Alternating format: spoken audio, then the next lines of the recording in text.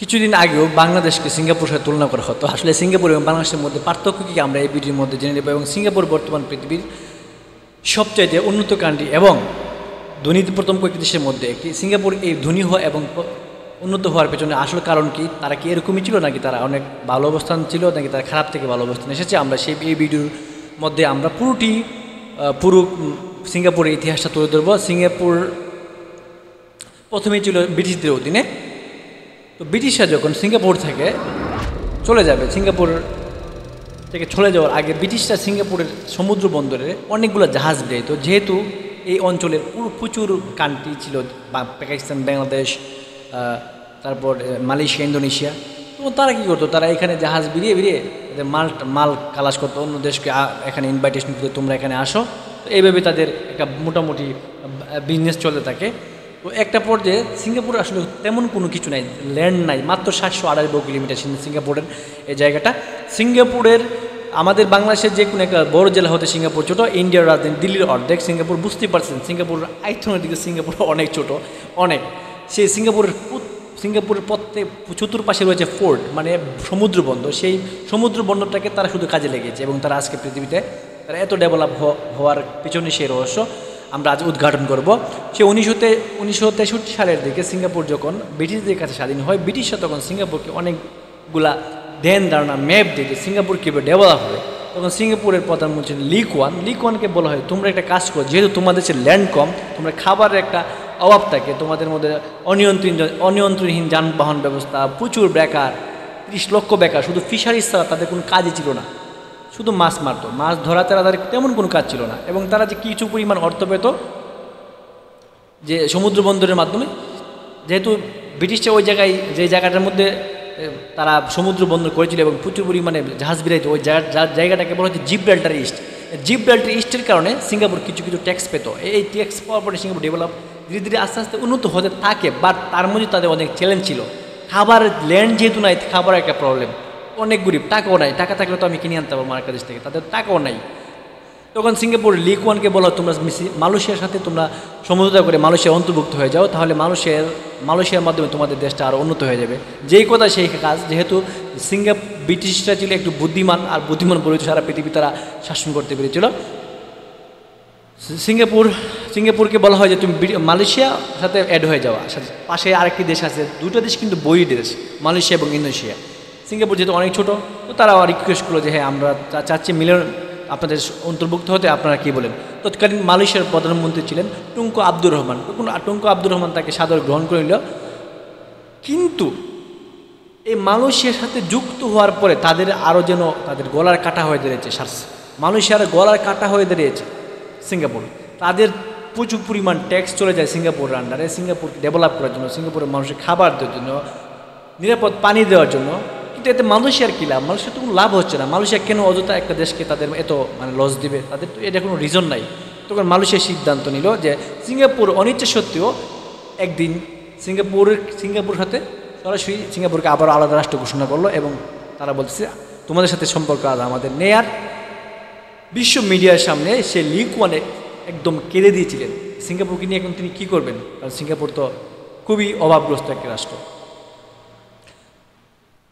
এর মধ্যে শুরু হয় যে পেট্রোডলার চুক্তি হতে আমেরিকা এবং সৌদি আরবের ডলার চুক্তি। এই ডলার চুক্তির পরে সিঙ্গাপুর একটা সুবিধা ওইখান থেকে নেই, তার মাথার মধ্যে অনেকগুলো ভালো আইডিয়া ছিল। সে যেহেতু সৎ নিষ্ঠাবান লোক ছিল, দূরদর্শী একজন মানুষ ছিলেন, তখন তিনি একটা বিষয় খেয়াল করেন যে আমি যদি পেট্রোলার চুক্তি করি তাহলে আমার দেশে কী হবে, আমাদের দেশে আমেরিকা এবং ইউরোপের ইনভেস্টগুলো আসবে, আর আমেরিকা ইউরোপে ইনভেস্ট হলে তার দেশটা হয়তো একটু কী হবে, ডেভেলপ হবে। এই কারণে তারা যেই ইনভেস্টগুলো চলে যাচ্ছিল সিঙ্গাপুরের বিপরীতে, মানে তাইওয়ান এবং হংকংয়ে, তারা কী করছে, তাইওয়ান যেহেতু হংকংয়ের ট্যাক্স বেশি, প্লাস তাদের মধ্যে ইনভেস্টররা জায়গা নিত, তাদের অনেক খরচ হয়ে যায়, তাদের মোটামুটি একটা বিজনেস করতে গেলে সে অনেক পরিমাণ খরচ হয়, তখন অনেক হ্যারাসমেন্টও ছিল। তারপরে ইনভেস্টররা হংকং অথবা তাইওয়ানে যেত। কিন্তু সিঙ্গাপুর কী করলো, ট্যাক্স জিরো করে দিল এবং তারা ওয়ান স্টপ সার্ভিস চালু করলো, যে যেদিন যে কোম্পানি করবে সেদিন থেকে সে কাজ করতে পারবে। এই সিস্টেমের কারণে প্রচুর পরিমাণ পর্যটক এখানে প্রচুর পরিমাণ ইনভেস্টর এখানে আসা শুরু করে এবং তারা এসে থেকে আরও অনেক সুবিধা। যদি আপনি ইন্ডিয়ার কোনো একটা জায়গায় অথবা বাংলাদেশের কোনো জায়গায় একটা ফ্যাক্টরি করেন আর সেই ফ্যাক্টরির মালটা ঢাকা অথবা চিটাগাং নিতে আপনার কিন্তু মোটামুটি একটা সময় যাবে এবং একটা ট্রান্সপোর্টেশন কস্ট গাড়ির পিছনে কিন্তু আমার সেই টাকাটা যাবে মালটা পরিবহন করতে। কিন্তু সিঙ্গাপুরের মধ্যে কিন্তু সেটা নাই, কারণ সিঙ্গাপুর যেহেতু একটাই রাষ্ট্র এবং এই একটাই ছোটো একটা দ্বীপ, আর এই দ্বীপের পাশে শুধু চারপাশে সমুদ্র, তাতে কিন্তু যে কোনো সময় যে কোনো জায়গা থেকে দ্রুত মালটা কি জাহাজে তারা উঠাতে পারে, জাহাজটাকে রপ্তানির জন্য তারা যে কোনো সময় আদেশটা নিতে পারে। তাদের কিন্তু ওই লম্বা সময় নেই। আর রাজনৈতিক যত প্রবলেম ছিল সিঙ্গাপুর সেটা ছিল না প্রথম থেকেই, কারণ সিঙ্গাপুরের মানুষগুলো ছিল খুবই সহজ সরল এবং লি কুয়ানের প্রতি তাদের একটা অগাধ বিশ্বাস। লি কুয়ান সবসময় চাইতেন যে সিঙ্গাপুর ডেভেলপ কীভাবে হবে, এবং সে রাত দিন ওই সময় এমন আছে তিনি নাকি রাতে ঘুমাইতেন না সিঙ্গাপুর কীভাবে ডেভেলপ হবে। হংকং এবং তাইওয়ানে ইনভেস্ট যখন সিঙ্গাপুরে আসতে শুরু করে সিঙ্গাপুর ধীরে ধীরে ডেভেলপ হতে থাকে এবং একটা পর্যায়ে সিঙ্গাপুর আমেরিকা এবং IFA এর সাথে ইনভেস্ট নেওয়ার জন্য তারা আলোচনা করে মোটামুটি ভালো একটা ইনভেস্ট পায়। তারা সমুদ্র বন্দরকে ঢেলে সাজায়, আর এই ঢেলে সাজানোর কারণে সারা বর্তমান এই দক্ষিণ এশিয়ার মোটামুটি অনেক জাহাজ সেখানে সবচেয়ে বেশি কালাস হয়। আমি যদি বলি আর পৃথিবীর সবচেয়ে বেশি জাহাজ কালাস করে হচ্ছে চায়না, এরপরে দ্বিতীয় হচ্ছে সিঙ্গাপুরের বন্দর।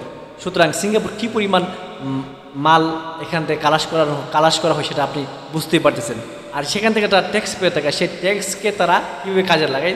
লি কুয়ান খুবই বুদ্ধিমান যে ছিলেন, তিনি চিন্তা করেছেন যে আমি সিঙ্গাপুরকে ডেভেলপ করতে হলে আরও অনেকগুলা সিঙ্গাপুর মেধাবী সন্তানদেরকে কাছে টানলেন এবং তাদেরকে দিয়ে কারণ অদক্ষ জনশক্তি দ্বারা কখনই আপনি ডেভেলপ দেশ হতে পারবেন না।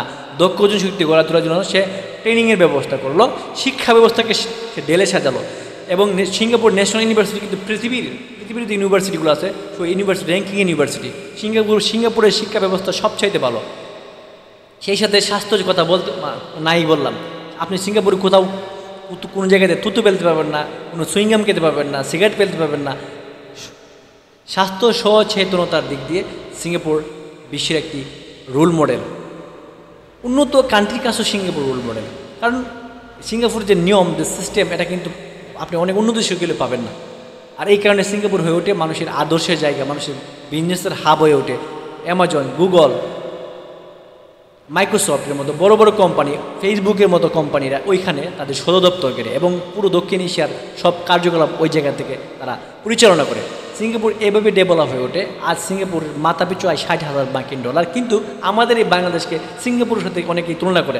আমি বলবো যে বাংলাদেশকে যদি আপনারা সিঙ্গাপুরের সাথে তুলনা করেন, আপনি দেখেন বর্তমান বাংলাদেশ এবং সিঙ্গাপুর, বাংলাদেশের যে আপনার পেছনে বা অঞ্চলে যা হই, সিঙ্গাপুরের এই প্রায় 60-70 বছর ইতিহাসে কিন্তু এরকম কোনো ঘটনা বা নজিরবিহীন কোনো ঘটনা করে নাই। তারা কিন্তু আসলেই উন্নত করার জন্য চাচ্ছিল।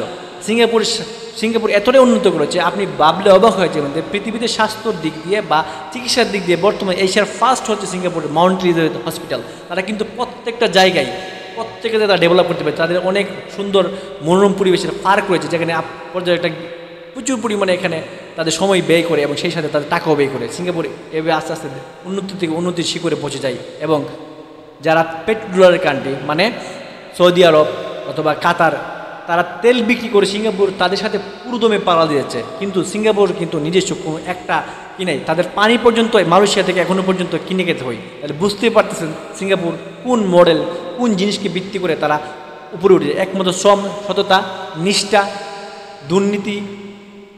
দুর্নীতিকে মুর্দাবাদ করার কারণে সিঙ্গাপুর আজ এই জায়গায়।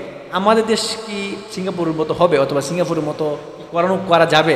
আপনার কি মনে হয়? যদি মনে হয় যে না সিঙ্গাপুরের মতো আমরা হতে পারবো, তাহলে অবশ্যই আপনি আমার এই ভিডিওতে কমেন্টস করবেন, কমেন্টস করে জানিয়ে দেবেন যে সিঙ্গাপুর এরকমভাবে বাংলাদেশ সিঙ্গাপুরের মতো হতে পারে এই স্টেপগুলো নিলে।